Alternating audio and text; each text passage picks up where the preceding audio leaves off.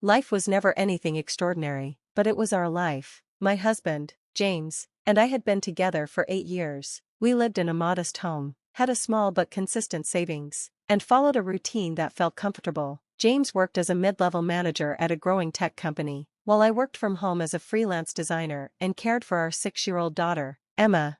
James often spoke about his dream of advancing to a director position at work, a goal he chased with intense dedication. I supported him in every way possible, making sure dinner was ready after his long office hours, adjusting Emma's schedule so he could attend networking events, and handling things at home so he could focus on his career. James was the provider and the head of our family, or at least that's what I believed. One evening, James came home earlier than usual, his eyes bright with excitement. "Big things are happening, honey," he said, kissing me on the forehead. "This could be the breakthrough we've been waiting for." I smiled, feeling his optimism fill the room. "Our breakthrough?" I teased, and he nodded eagerly. "Yes, our breakthrough. Once this next step goes through, we'll be set." Though he didn't go into specifics, I assumed it had something to do with his career. I had no reason to question him. James was always a hard worker. I trusted him completely. However, a few weeks later, the first sign of trouble appeared. James began receiving strange phone calls late at night. He would step outside to take them, his voice low and tense. When I asked, he dismissed it as work stress and assured me everything was fine. Soon after, I noticed other changes. James became irritable, snapping at small things like misplaced keys or a late dinner. Our once joyful home grew quieter, the atmosphere tense and uncomfortable.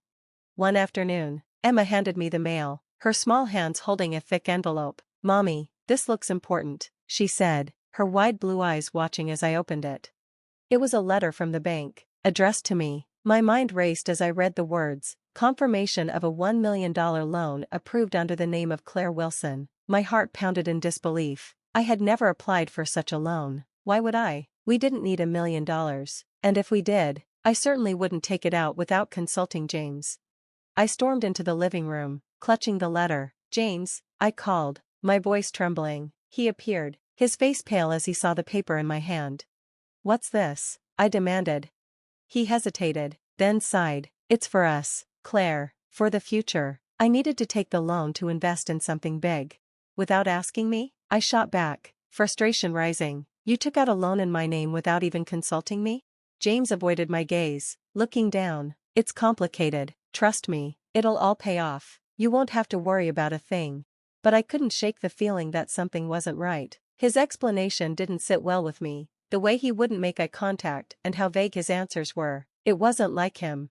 In the following days, the weight of the loan loomed over me. I kept trying to ask James more questions, but his responses became more dismissive.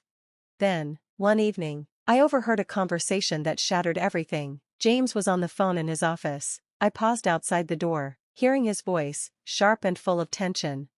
"No, I told you, she doesn't know the full story yet," he said, his voice low. I had to use her name. My credit wasn't enough. Just give me more time.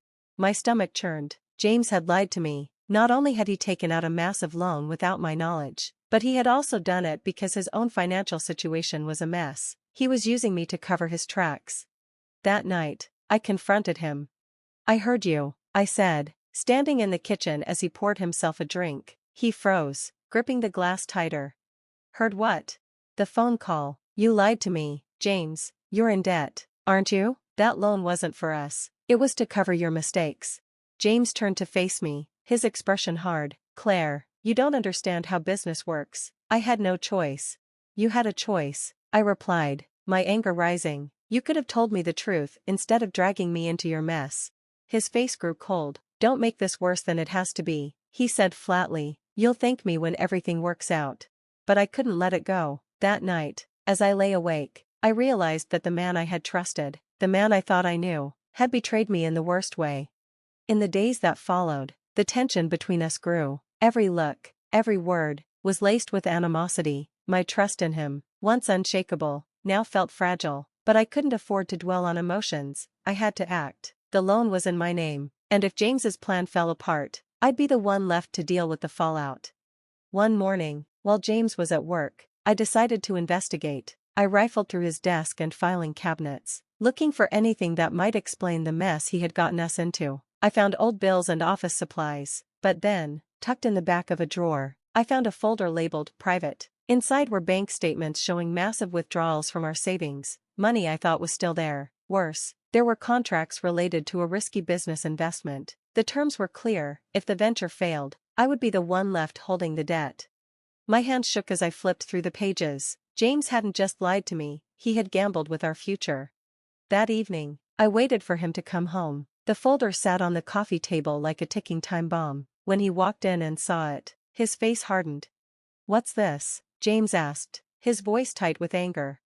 "When were you planning to tell me that you emptied our savings and put us on the line for your failed business venture?" I asked, my voice trembling.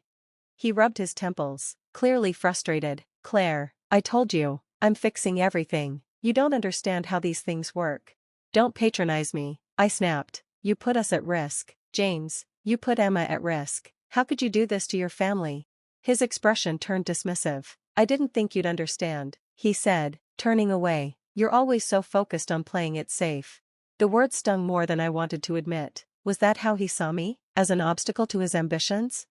In the weeks that followed, things only worsened. James spent more and more time away from home, claiming he was dealing with the situation, but I wasn't convinced. His avoidance, his increasing distance, it was like he was slipping away completely. One night, I overheard another phone call. This time, James didn't even try to hide the desperation in his voice. "I don't care what it takes," he said, his voice cracking. "I need more time, just don't let it get back to her." Who had James been speaking with, and why was he so terrified that I might uncover the truth? The moment everything came crashing down was when an unfamiliar man appeared at our doorstep. He was impeccably dressed, briefcase in hand, and wore an expression that exuded seriousness. "Mrs. Wilson?" he asked politely. "Yes," I answered. "I'm representing Miss Thompson. She's concerned about the delays in your loan payments and wanted to make sure you're aware of the agreement's conditions." A cold wave washed over me. "What delays?" I murmured, my voice almost a whisper. The man flipped through his documents, clearly searching for something. "Your payments are 2 months overdue. If not addressed soon, the situation will escalate to legal action." I stood in disbelief. Not only had James lied to me, but he had also been falling behind on the loan while pretending that everything was fine. That evening, when James returned home, I was ready for him. The stranger's words echoed in my mind, tightening around me like a noose. "Who is Mr. Thompson?" I demanded, my voice sharp and cold. James paled, clearly caught off guard. "Why are you asking about him?" "Because his agent came by today. Apparently, our loan is overdue. Care to explain?" He let out a long sigh, raking his fingers through his hair. "I didn't want to worry you. I'm handling it." "Stop lying," I shouted, my voice reverberating through the house. "You've been lying to me for months, James. I don't even know who you are anymore." For the first time, he looked truly defeated. "I didn't want it to get this far," he muttered, his voice barely audible. "I thought I could sort it out before you found out." But his apology did little to calm the storm inside me. James had betrayed my trust, endangered our future, and dragged me into a mess I never asked for. That night, as I lay awake staring at the ceiling, it became clear to me that I couldn't rely on James to fix things. If I wanted to protect Emma and myself, I would have to take control of the situation. What I didn't realize was that this decision would trigger a chain of events that would alter everything. The morning after confronting James, I woke up with a newfound sense of determination. I wasn't going to stand idly by and watch this disaster spiral out of control. Emma and I deserved better, and if James couldn't or wouldn't make it right, then I would. I began by reaching out to the loan officer. "Miss Thompson, I needed answers, and I wasn't going to let James's evasions cloud the truth anymore." "Mrs. Wilson," Mr. Thompson said when I finally reached him, "it's unusual for us to hear directly from clients in this situation. Your husband has been the one handling the account." "Well, I'm handling it now," I replied, trying to keep my voice steady. "Can you send me the full loan details and any outstanding payments?" He hesitated for a moment. "Certainly, but I should warn you, some of the terms your husband agreed to are quite high." When the documents arrived later that day, I couldn't believe what I was reading. The interest rate was astronomical, and the penalties for default were even worse. James had effectively trapped us in a financial nightmare. Over the next few days, I sifted through every document, looking for a way out. Simultaneously, I began researching legal aid and financial advisors, determined to find someone who could help me untangle this mess. That's when I found the name of a lawyer who specialized in cases like mine. Margaret Hayes had a reputation for being fierce in defending her clients. I made an appointment and brought all my documents to her office. Margaret was a no-nonsense woman in her early 40s with an air of authority that immediately reassured me. "Let me get this straight," she said, reviewing the paperwork. "Your husband took out this loan in your name without fully explaining the terms?" "Yes," I admitted, feeling a mix of anger and embarrassment. I didn't know what I was signing. "He told me it was for our family." She nodded thoughtfully. "It's common for spouses to trust each other blindly, but this is serious. The terms are predatory, and if we can prove you were misled, we might have a case to challenge it." Her words were like a lifeline, and for the first time in weeks, I felt a glimmer of hope. While Margaret worked on the legal side, I turned my focus to finding a way to bring in extra income. I had quit my job years ago to care for Emma, but desperate times called for desperate measures. I applied to every job I could find, from administrative roles to part-time retail work, but one rejection after another took a toll on my already fragile self-esteem. Then one day, while sitting on a park bench watching Emma play on the swings, I saw someone I recognized, Sarah, an old friend I hadn't seen in years. We had lost touch after high school, but back then, she'd always been the dreamer. "Clara?" she called, her face lighting up in surprise. "Is that really you?" I nodded, managing a smile. "It's been a long time, Sarah."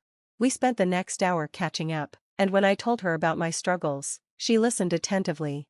"You know," she said, "I just started working at a new company. They're always looking for reliable people, and I could put in a good word for you." It felt like fate. By the end of the week, I had an interview scheduled. The job wasn't glamorous, but it was something. The office was busy and fast-paced, but I threw myself into the work with all I had. One day, while sorting through paperwork, I overheard two senior managers discussing an upcoming project. They seemed stuck on a particular aspect. "Excuse me," I said, hesitantly interrupting, "what if you tried this approach?" They glanced at me, surprised, but one of them nodded. "Actually, that's a great idea." From that moment, they started noticing me. Slowly but surely, I began earning their trust and respect. Meanwhile, Margaret called with encouraging news. "We filed a formal complaint about the loan," she said. "If this goes to court, there's a strong chance we can argue that the terms were unfair." It wasn't a sure thing, but it was progress. For the first time in a long time, I felt like I was regaining control of my life. But just when things started looking better, James threw another wrench in the works. One evening, he casually walked in with an announcement that left me speechless. "I've decided to sell the house," he said, as though it were a simple decision. "What?" I exclaimed, my voice rising. "You can't just decide that, James. This is our home. It's not negotiable." He responded coldly, "We need the money, and this is the only option." His words felt like a slap in the face. Selling the house meant tearing Emma away from the one stable thing she had left. That night, sitting in the empty living room, I realized that James wasn't going to stop. If I wanted to protect Emma and myself, I would have to stand up to him once and for all. Thanks for watching. See you in the next video. Stay stunned.